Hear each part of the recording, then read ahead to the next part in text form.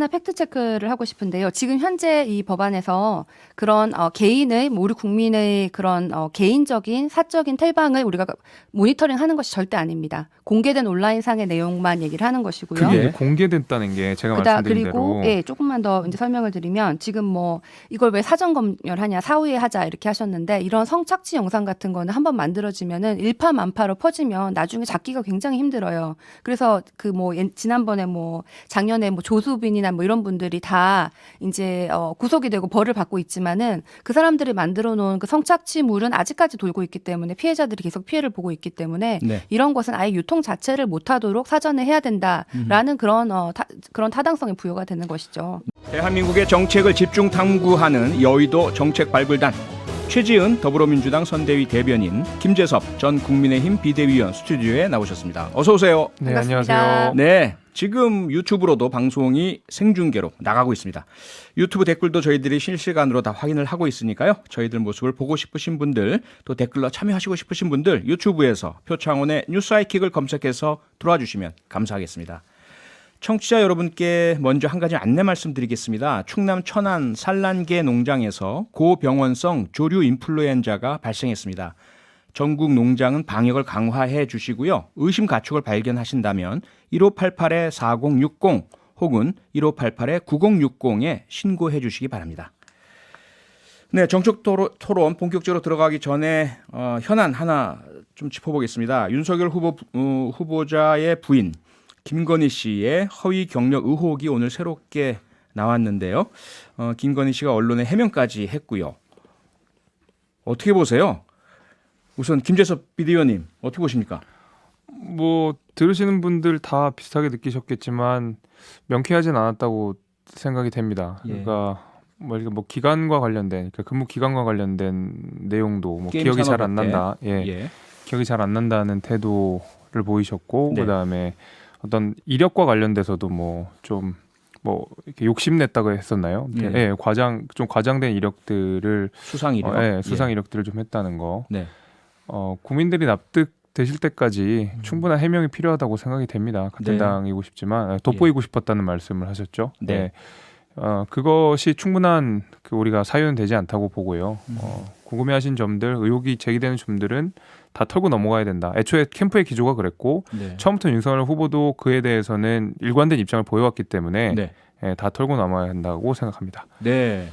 최지은 대변인 어떻게 보세요? 뭐 저는 이 허위임이 좀 사실로 이제 드러난 것 같은데 그 뭐 어디서 수상했다 어디서 재직했다 뭐 이렇게 했는데 거기에서 실제로 근무하는 실무자들이 사실이 아니다라고 증언을 한 상황이고 네. 윤석열 후보는 뭐 허위가 아니다 뭐 이렇게 얘기를 했지만은 김건희 씨가 뭐 돋보이를 한 욕심이었다고 얘기를 했을 때 이미 좀 사실을 인정한 것으로 보이고요. 근데 의혹이 지금 이게 다가 아닌 것 같고 네.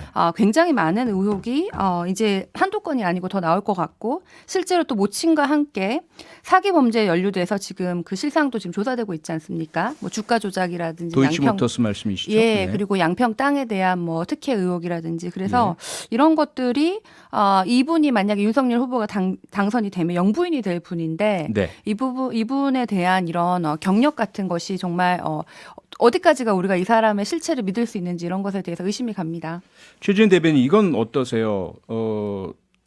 그 윤석열 후보가 결혼한 지 8년 됐고 네. 지금 불거진 의혹들은 대부분이 결혼 전에 있었던 일들이고 또 상당히 오래전 일도 있고요. 네. 그런데 과연 그런 공직 후보자와 결혼하기 전의 일까지 이렇게 검증을 받아야 되는가? 더군다나 공직자도 아니고 공무원도 아니었는데 이러한 부분은 어떻게 생각하세요? 저는 뭐 사생활의 영역에 대해서는 우리가 얘기를 좀 하지 않아야 된다. 여당이든 야당이든 그런 생각을 가지고 있는데요. 네. 이것이 허위에 대한 경력이라든지 주가 조작 같은 범죄라든지 아니면은 뭐 인맥을 동원한 뭐 정경 유착이라든지 이런 것은 네. 뭐 결혼하기 전 일이라도 윤리성에 대한 것이기 때문에 검사를 해야 되고 네. 사실 이게 뭐 결혼 전 일인데 이렇게까지 검증하냐고 김건희 씨가 얘기를 한 것 같은데 이것이야말로 내로남불이죠. 과거에 윤석열 전 총장 시절에 조국 장관의 가족에 대해서는 뭐 굉장히 심하게 이제 이렇게 검증을 하고 막 이랬는데 그때 사실 조국 장관의 딸도 그렇고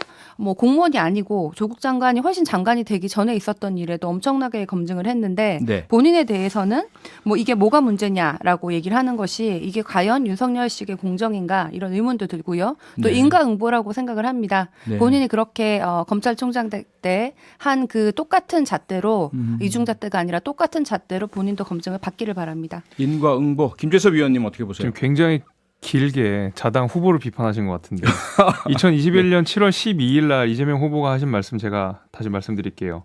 책임질 수 없는 것에 대해서 책임을 묻는 것은 안 된다고 말하면서요. 배우자 검증을 하지 말라는 것은 아니지만 결혼 전에 발생한 문제에 대해서는 후보 책임으로 돌릴 수 없다라고 이재명 지사가 말씀하셨거든요. 입장을 좀 통일해서 말씀해 주시면 좋겠다 말씀드리겠습니다. 예. 그 말씀은 이재명 후보 부인에 대해서 문제 제기됐을 때 하신 말씀이죠? 네, 그런 것 같습니다. 알겠습니다. 네, 오늘 본격적인 토론 들어가겠습니다. 오늘 주제는요. N번방 방지법입니다. 불법 성착취 촬영물의 유통을 막기 위해서 기술적 조치를 하는 이런 법인데요. 지난주 금요일부터 관련 조치가 시행이 됐고요. 정치권에서는 여야 후보가 정반대 입장을 내놓고 있습니다. 먼저 윤석열 후보 N번방 방지법 반대 의견이죠, 김재섭 의원님. 그렇죠. 반대라고 봐야 될 것 같은데요. 네. 일단 그 반대라고 하는 것이 그러니까 전면적으로 반대를 한다. 뭐 성착취물에 대해서, 음란물에 대해서 이것을 막지 말자라는 의견은 절대 아니고요. 예. 이 N번방 방지법이라고 해서 뭐 한 개의 법률인 것 같지만 실제로 내용을 들여다보면 6개의 법률에 대한 개정안이거든요. 네. 특히 이제 문제가 되는 것이 전기통신사업법이랑 정보통신망법이 두 가지가 문제가 됩니다. 그러니까 사실상의 사전 검열을 하게 되는 필터링 기술을 사실 뭐 네이버나 카카오톡이나 이런 큰 이런 이 뭐라고 해야 될까요? 회사들에 대해서 인터넷 네. 회사들에 대해서 강제하게 되는 법안이거든요. 이것은 사실상의 검열 역할을 하고 있기 때문에 이것은 헌법 18조에서 명기하고 있는 사전 검열 우리가 통신의 비밀의 원칙에도 반하고 21조에서 보장하고 있는 표현의 자유의 원칙, 사전 검열의 방지를 하는 원칙 이런 거에도 다 반한다는 입장이기 때문에 네. 그 두 가지 법안에 대해서 반대하는 입장이고 저도 거기에 대해서는 동의하고 있습니다. 동의하시고요. 네. 네, 그 지금 김재섭 위원께서 말씀하신 내용 제가 조금 사실관계를 보완을 해드리면 하루 평균 이용자 10만 명 이상 또는 네. 연평균 매출액 10억 원 이상의 사업자 여기 이제 그렇죠. 카카오 네이버가 들어가고 또 주요 인터넷 커뮤니티 등이 또 들어가죠. 여기에서 불법 촬영물에 대한 필터링이 적용된다 이렇게 지금 되어 있습니다. 취준 대변인은 어떻게 보세요? 네, 일단 N번방과 같은 이런 사례를 방지하는 법안에 대해서는 다들 찬성을 하실 거예요. 네. 그런데 지금 이 법안이 문제가 있느냐?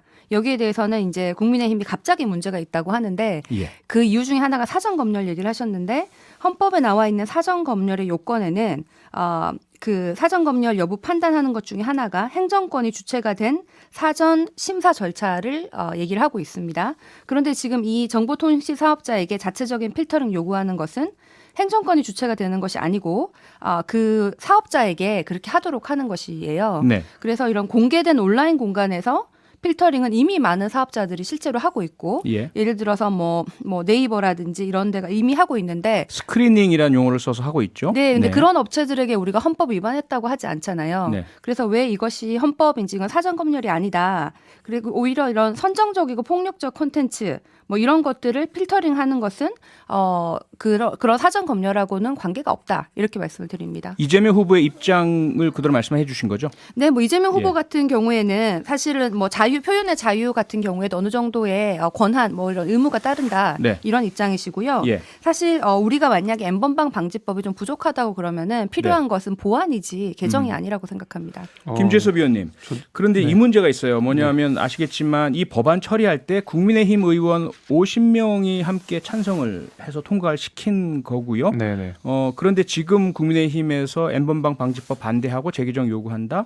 이거 입장 변화냐 아니면 잘못 찬성한 거냐 이런 지적에 대해서는 어떻게 생각하십니까? 저는 잘못 찬성한 거라고 생각합니다. 그 당시에? 네, 당시에 잘못 찬성을 한 거라고 생각을 하고 네.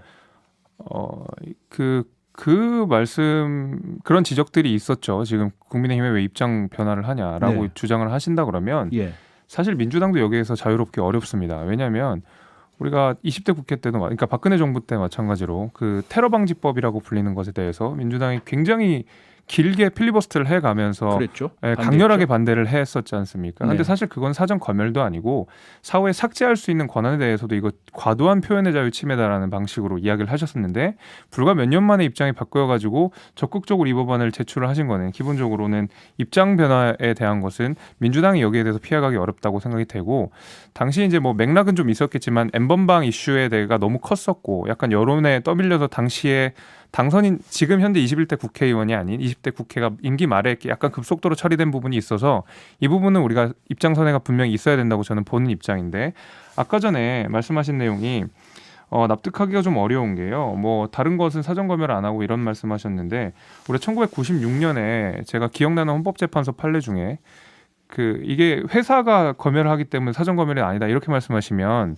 우리 90년에 헌법재판소 판례 위헌 결정 난 게 뭐가 있었냐면 당시 사전 영화를 심사할 때 사전심의제도를 이게 위헌이라고 해서 헌법재판소가 못하게 한 적이 있습니다. 그러니까 사전심의위원회라고 하는 것이 국가 행정력이 발동되는 것이 아니에요. 그 문화계에서 추천한 인사들로 구성된 위원회였는데 이것조차도 검열에 이슈가 있었기 때문에 언론이 아닌 영화에 대해서도 우리가 사전 검열에 대해서는 절대적 금지를 해야 된다는 게 헌법재판소 입장이고 우리 헌법의 입장이기 때문에 이것이 회사한테 검열 의무가 위임되었다고 하더라도 사실상 사전 검열의 역할을 하고 있고 오히려 저는 이거 행정권이 사법권을 외주줬다라고 생각합니다. 저는 이에 대해서는 차라리 회사들한테 검열권의 외주화. 검열권을 외주화하기 때문에 이 네. 책임을 피할 수 없고요.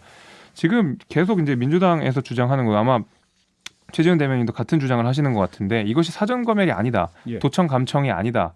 이렇게 말씀하신데 지금 모든 디지털화된 이런 SNS 채널이나 온라인 커뮤니티는 사실 우리가 0이랑 1 이렇게 디지털화된 부호를 통해서 알고리즘으로 검색해가지고 코드를 검색해 놓은 거기 때문에 사실상 이게 그냥 뭔가 코드로서 필터링을 하는 거는 그냥 검열이라고 봐도 돼요. 그게 중국이 하는 방식입니다. 그리고 그 검열이라고 안 하실 수 있겠어요? 중국이 하는 방식을? 검열이냐 아니냐 최재현 대변인. 네, 뭐 저는 이게 정보통신 사업자에게 자체적인 필터링을 요구하는 것이기 때문에 이거는 뭐 검열이라고 사전 검열이라는 게 정부가 뭐 정부의 이익을 위해서 이렇게 하는 건데 이거는 성착취 이런 것에 대해서 구체적으로 규정을 하고 거기에 대해서 이제 사업자가 하는 것이기 때문에 유튜브에서 이미 하고 있는 뭐 노란 딱지, 뭐 네이버에서 이미 하고 있는 뭐 침해 행위에 대한 AI 이미지 모니터링 이런 것과 유사한 것이라고 생각을 하거든요. 그래서 이것은 필요한 상황이라고 생각을 하고 네. 아까 뭐 국민의힘이 뭐 입장을 바꾼 게 처음에 잘못했다 그러는데 2020년 5월에 50명 정도가 이렇게 사인을 하신 다음에 또 심지어는 이수정 지금 공동선대위원장 같은 경우에도 N번방 방지법을 갖고 잘했네 못했네 이렇게 따지는 것은 애당초 이런 법안을 만들지 않았으면 하는 사람들의 바람 이렇게 강하게 비판을 하셨어요. 네. 그리고 지금 선대위원장 되셨다고 이것을 좀 발을 바꾸시는 건 너무 너무 앞뒤가 안 맞는 것 같고 그러면은 이게 사전 검열이다라고 얘기를 하시면은 그럼 구체적으로 뭐 앞으로 어떻게 해야 되는지 그 대안은 있으신지 그 대안이 N번방에 있죠. 대해서 어떻게 하면은 이런 상황을 방지할 것인지에 네, 대해서 대안이 묻고 싶습니다. 있으시다고 하셨습니다. 대안이 뭡니까? 대안이 있죠. 네. 그리고 이제 유튜브 말씀하시는 건 아마 노란 딱지는 제가 알기로는 사후적으로 붙는 것으로 알고 있습니다. 그러니까 미리 뭐 이거는 잘못됐으니까 올리지 말아라는 방식은 아닌 걸로 알고 있고요. 그리고 이제 말하자면 뭐 오픈 채팅방이라고 하지만 그것이 공개적인 방이고 뭐 사적 대화는 아니라고 하지만 오픈 채팅방이 사적 대화인지 공적 대화인지 어떻게 구분할 수 있습니까? 결국 국가가 자의적으로 말 그대로 잣대를 들이대서 이것은 사적이다 공적이다라는 기준을 적용해야 될 텐데 그런 부분에서 진짜 납득하기 좀 어렵고요. 방법이라고 하면은 사실 저는 이 N번방 방지법이라고 하는 것이 기본적으로 어떤 행정 편의주의에 입각한 법안이라고 생각을 합니다. 그 표창원 전 의원님께서도 더 잘 아시겠지만 사실 이게 이제 N번방 방지법이라고 돼 있었던 것은 그 매체가 텔레그램이었고 이게 다 해외 서버를 두고 있기 때문에 한국에서 수사하기 굉장히 어렵지 않습니까? 사실 근데 사절 검열이라는 이름으로 이렇게 전부 다 막아버리면 행정을 하는 입장에서 경찰 입장에서는 굉장히 편하지 않습니까? 근데 오히려 이게 만약에 해외 수사를 해야 되고 아니면은 국제 협력 기구들이랑 공조를 해야 되고 하면 굉장히 일이 복잡해지거든요. 근데 실제로 여기를 우리가 문제가 된 텔레그램이나 아니면 이 사적 대화방을 우리가 실제로 문제가 되면 거기에 영장을 받아서 우리가 이 조사를 해야 되는데 이건 영장도 없이 사실상 사전 검열을 하는 거기 때문에 오히려 행정 편의주의적인 저는 입법이라고 생각을 하고 오히려 지금 우리가 보면은 그 부다페스트 협약이라고 하죠. 네. 국제 공조를 하고 있습니다. 이런 성착취물이나 이런 음란물에 대해서는. 국제 수사 공조 협약이죠. 네, 수사 공조 협약을 하고 있기 때문에 이걸 우리가 아직 가입이 안 돼 있어요. 그래서 이런 걸 가입을 해가지고 실제적으로 문제가 됐던 텔레그램이나 여기에서도 우리가 수사할 수 있는 권한들을 발동을 할 수 있게끔 하는 것이 중요한 것이지 일괄적으로 사전 검열을 다 막아놓고 카카오톡이나 네이버나 사실 굉장히 많은 사람들이 이용하는 그 사적이고 공적으로 구분하기 대단히 애매한 이런 기준들을 가지고 형사적 처벌을 가중한다는 것은 명확성의 원칙에도 반하고 헌법의 표현의 자유에도 심각한 침해 우려가 있기 때문에 저는 이 반대하는 입장입니다. 전 두 가지로 좀 사실 일단 하나 팩트 체크를 하고 싶은데요. 지금 현재 이 법안에서 그런 개인의 우리 국민의 그런 개인적인 사적인 텔방을 우리가 모니터링하는 것이 절대 아닙니다. 공개된 온라인상의 내용만 얘기를 하는 것이고요. 그게 이제 공개됐다는 게 제가 말씀드린 그리고 대로 예, 조금만 더 이제 설명을 드리면 지금 뭐 이걸 왜 사전 검열하냐 사후에 하자 이렇게 하셨는데 이런 성착취 영상 같은 거는 한번 만들어지면은 일파만파로 퍼지면 나중에 잡기가 굉장히 힘들어요. 그래서 그 뭐 지난번에 뭐 작년에 뭐 조수빈이나 뭐 이런 분들이 다 이제 구속이 되고 벌을 받고 있지만은 그 사람들이 만들어 놓은 그 성착취물은 아직까지 돌고 있기 때문에 피해자들이 계속 피해를 보고 있기 때문에 네. 이런 것은 아예 유통 자체를 못하도록 사전에 해야 된다라는 그런 그런 타당성이 부여가 되는 것이죠. 네. 말씀드리면요, 그 100번 공감하는 얘기예요. 성착취물이나 뭐 이런 거에 대해서는 우리가 엄단을 해야 되고 굉장히 강한 처벌을 해야 된다고 생각을 하지만 예. 그것이 우리가 이 사실상의 사전 검열을 허용하게 되는 아주 근본적인 근거는 되기는 어렵습니다. 왜냐하면 아까 말씀드린 대로 만약 사후 방지에 우리가 초점을 맞춰야 되지, 계속 이런 것이 전파되지 않고 그다음에 이 유통한 사람들을 강하게 처벌하는 방식으로 가야 되지 애초에 사전적으로 검열을 차단하는 방식은 안 된다는 거죠. 사실 이런 범죄를 아예 제로로 만들려면 모든 프라이버시를 없애버리면 됩니다. 다시 그러면 한번 되는데 말씀드리지만 그거 네. 말씀드리고요. 시간이 30초 남았습니다. 최지은 대변인 네. 많이 못하셨으니까 20초 네, 드릴게요. 텔레그램이나 카카오 개인방을 우리 국민의 비공개 통신을 들여다보는 거는 반헌법적인 강제 조치고 그것을 얘기를 하는 것이 아닙니다. 온라인에 공개되어 있는 컨텐츠에 대한 부가 의무고 또 이런 사실 이런 N번방에 대해서 우리가 이런 아동 성착취물에 대해서 작년에 그런 그러니까 처벌 수위를 공개 높였지만 여부가 네. 사전 N번방은 검열의 계속 근거가 되지 되고 않는다니까. 있다. 여의도 정책 예. 발굴단 오늘은 여기까지 하겠습니다. 지금까지 최지은 더불어민주당 선대위 대변인, 김재섭 전 국민의힘 비대위원과 함께했습니다. 시간이 부족해서 아쉽네요. 네, 두 분 아쉽습니다. 고맙습니다. 감사합니다. 고맙습니다.